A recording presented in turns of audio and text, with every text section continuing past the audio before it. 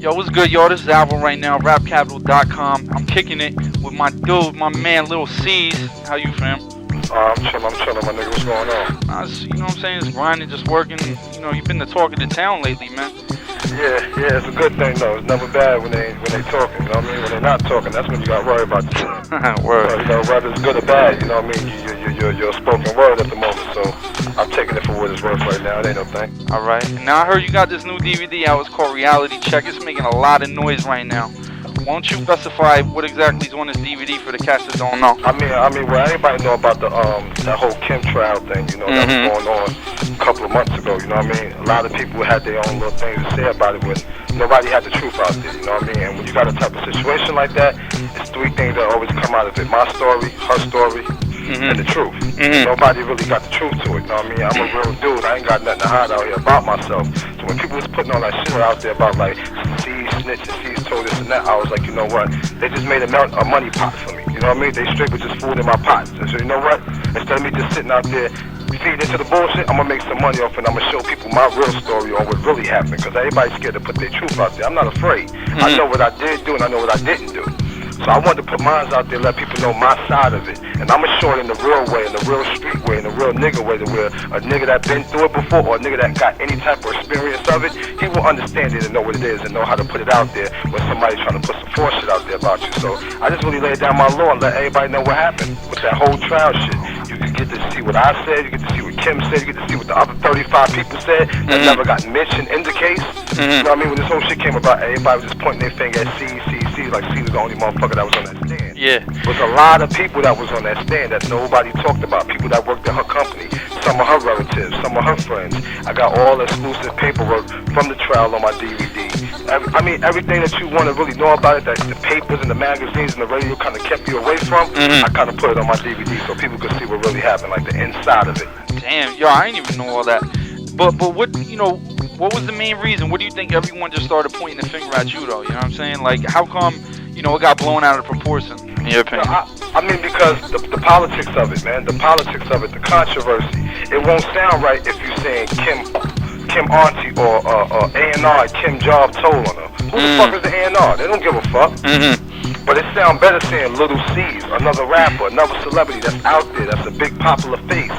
It looks better for the radio, it looks better for TV, it looks better for the magazine to say Kim ex-brother or ex-partner in crime turned against her. That looks good. It makes everybody go, wow. It makes everybody read it and look into it. You know what I mean? Shit was like a real life publicity stunt. Yeah. Which I didn't sweat, you know what I mean? Because much as people think it fucked me up, it helped me at the same time. Not saying it did all good, you know what I mean? But it helped you too. It kind of put you back in that eye, put you out there to make you the center of attraction everywhere you walk and make everybody read and listen to everything you're doing at the moment. So I really didn't knock it. I was kind of mad because the tags that was put on me from it. So I don't know why it came about like that, because all the magazine people, all the radio people, all the newspaper people that was in there, I was looking like, what the fuck? Y'all was looking at that.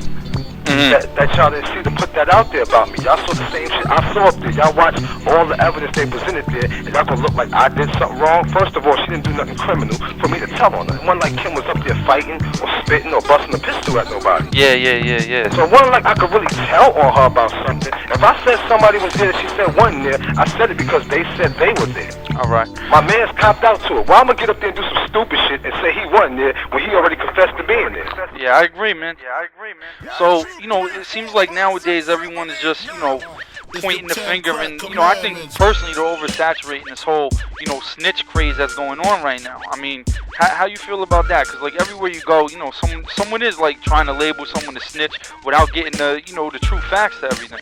That's just a fad, man. You know, it's the industry, man. It's what we brought to the game. You know what I mean? I ain't gonna sit here and act like I wasn't a part of it. We as industry people, we bring certain things to the game. There's certain slangs, certain phases that we go through to where some things are just hot. It's not just a snitching thing, it's the robbing rappers thing as well.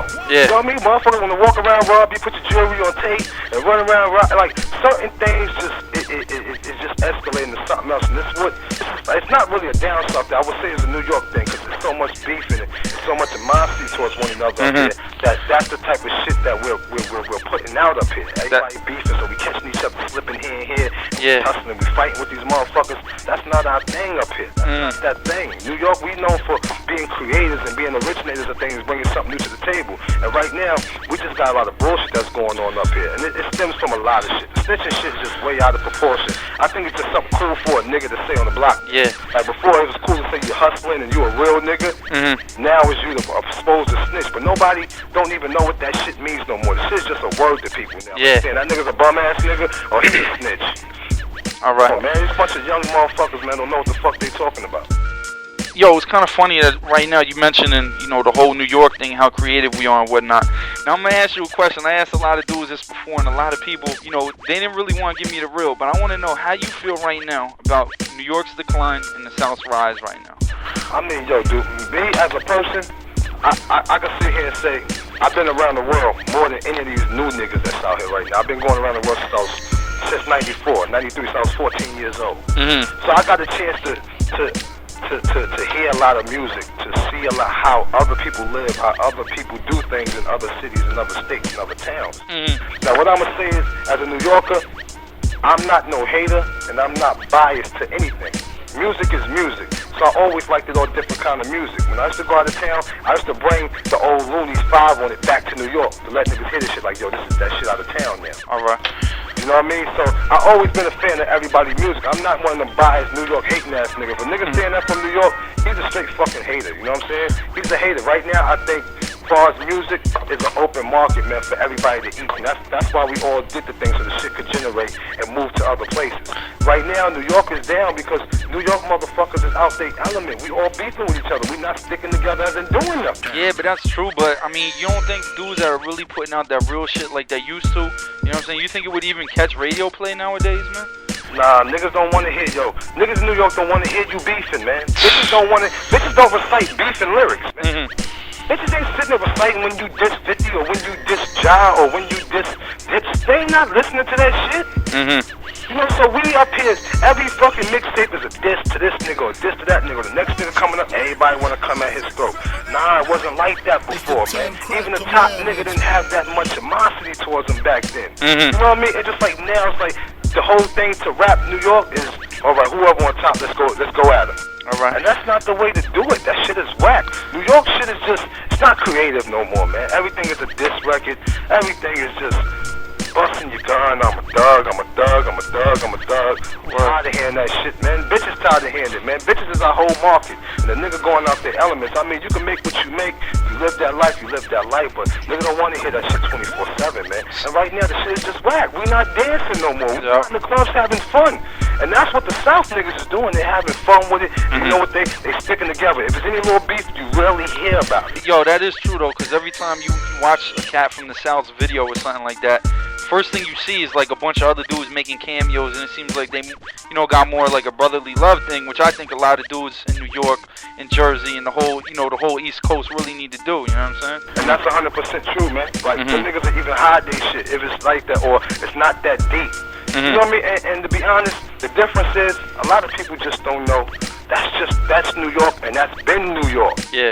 New York niggas is just like that, yo. We just so much into, like, we don't like being followers up here. We always like to be inventors. That's how New York always been. So if a nigga like 50 is doing something creative and he invents some new shit, the next nigga that's trying to come up, he don't want to follow his stuff, even though you should. Cause we all should stick together and just ride with each other. Like, this is New York, nigga. We gonna ride.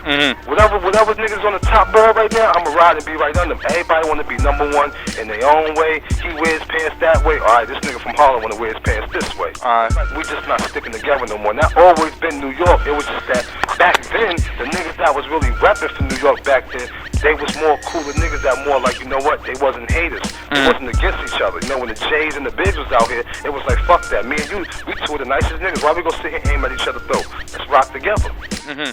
Yeah, that's true. You got that. You don't have that up here. Niggas don't have that mentality up here no more. You give a nigga a couple hours up here, he think he own the motherfucking world when he don't. All right.